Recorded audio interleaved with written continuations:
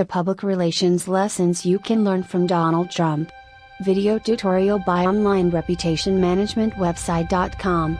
Website.com is the first and only online reputation management company that permanently removes negative articles, blogs, reviews, consumer complaints, images and videos from Google search results.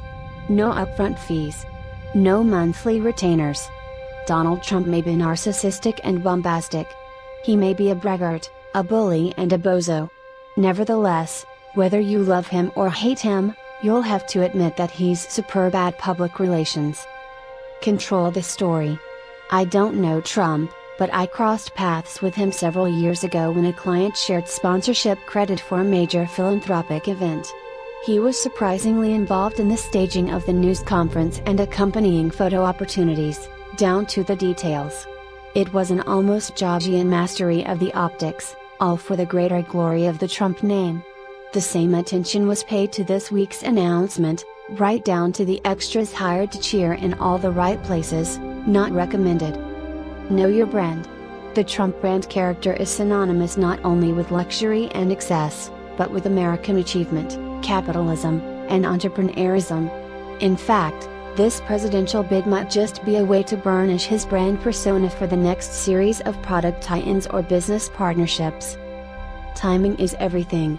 I doubt Trump would have run in the last election, in part because his fourth and final corporate bankruptcy was filed in 2009, and his holdings were likely hurt during the recent recession. By now, however, he's flush again, even if the actual wealth doesn't quite equal his claims. And he's got pretty good media timing. Just look at how he upstaged Jeb Bush in announcing his bid. Define your enemy. Conflict drives narrative, after all. Trump has overdone this one, as he's overdone most things. He's picked fights or stoked feuds with dozens of personalities, from Rosie O'Donnell to Jerry Seinfeld, who called him God's gift to comedians, but when properly focused, telling your story within a competitive framework helps heighten the drama and engage the audience, just like the classic brand marketing war campaigns from Coke versus Pepsi to Uber versus Lyft. Take a stand. Let's face it, many corporate brands are cautious and even barring, particularly when it comes to the issues of the day, and understandably so. So when Trump lambasts public figures or opines about ISIS, it's refreshing even when misguided. He's not afraid to say what some others only think. Own it. I'm really rich, is one of the reasons America should consider him, according to the Donald. He's completely unapologetic about his wealth, his taste, even his hair. He may seem like a cartoon version of a wealthy mogul, but like the Kardashians, he's living the dream. And he knows that his public currency is tied to a storybook style of affluence. Even as we dismiss the Trump campaign as a sideshow, we're still talking about him. He is authentic, or at least feels authentic. He speaks his mind. His controversial comments, which would destroy a traditional campaign, help him. Even to people who disagree with him, his remarks probably feel like a welcome change to voters accustomed to political correctness and waffling candidates. He may be bombastic, but at least he's not boring. In addition, he's consistent. Unlike typical politicians, he stands by controversial remarks. He attacks. He takes the offensive against opponents, and others in his way for that matter. In addition, he doesn't pull punches in his verbal assaults. That tactic runs counter to conventional PR advice that calls for taking the high road and avoiding bad-mouthing others. Even in situations that would put normal politicians on the defensive, he remains on the offensive. He is an outsider, really. Politicians frequently portray themselves as outsiders, with varying degrees of success.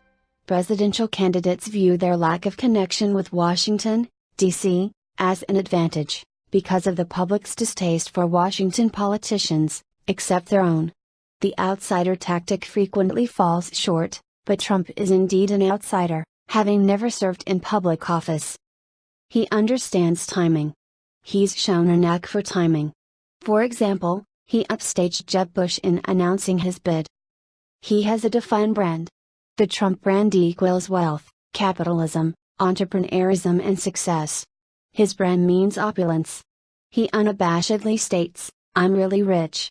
He stands out with his wealth, his hair, not to mention a recognizable personality.